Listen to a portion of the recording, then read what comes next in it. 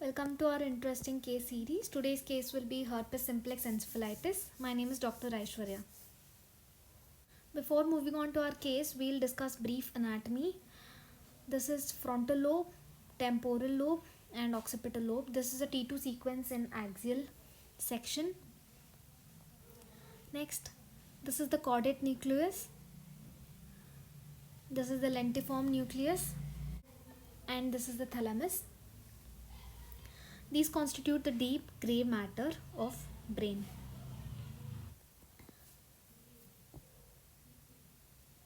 Next, this is the sylvian fissure and this is the insular cortex just beneath the sylvian fissure.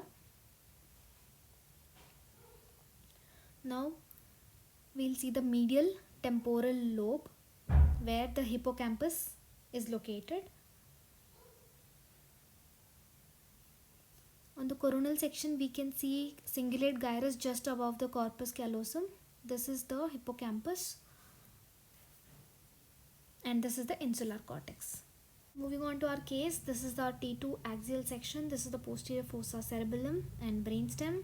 This is the 7th and 8th nerve complex. This is the inner ear and we can see the temporal lobes beginning. As we move up, we can see this is the left temporal lobe and this is the right temporal lobe, and we can see the signal intensity changes, that is T2 hyperintensity, the gyral swelling and the effaced sulcal spaces in the right temporal lobe. It's involving the cortex and also the subcortical regions. It's involving the medial temporal lobe. In this section it's well visualized. The hippocampus or the limbic system, it's involving the limbic system also.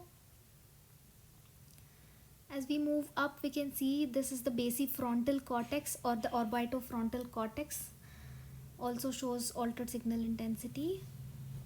The left insular cortex appears normal, whereas the right insular cortex again shows T2 hyperintensity.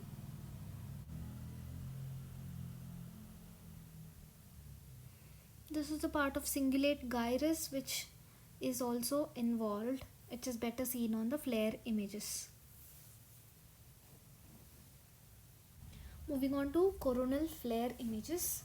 Coming from posterior to anterior, we can see the occipital cortex, the cerebellum, and we begin to see the temporal lobes.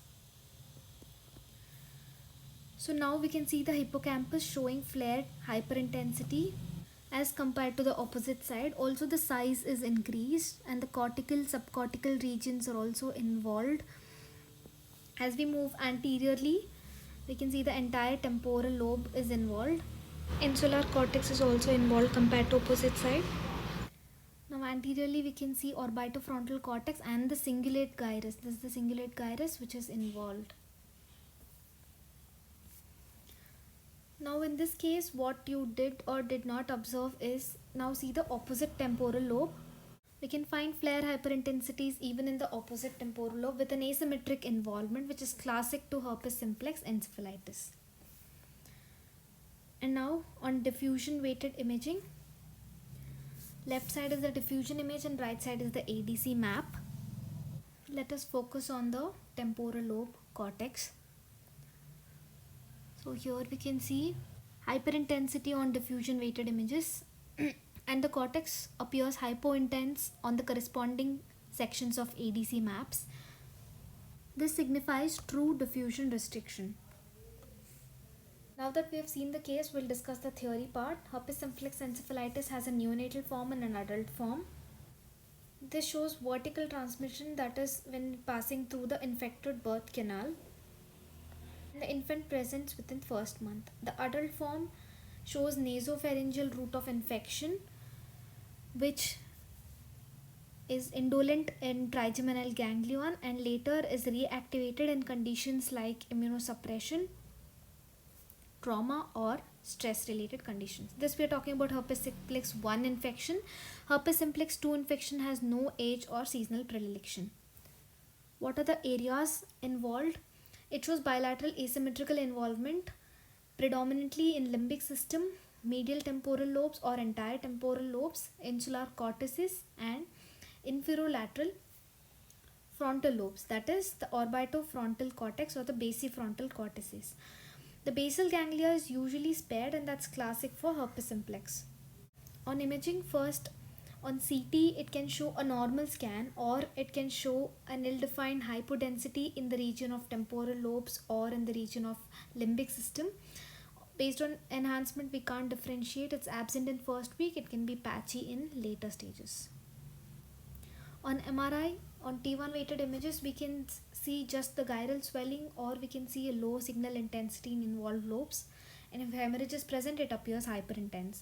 On T2 and flare, as we saw in our case, it appears hyperintense on both T2 and flare images. Shows true diffusion restriction on ADC and diffusion maps.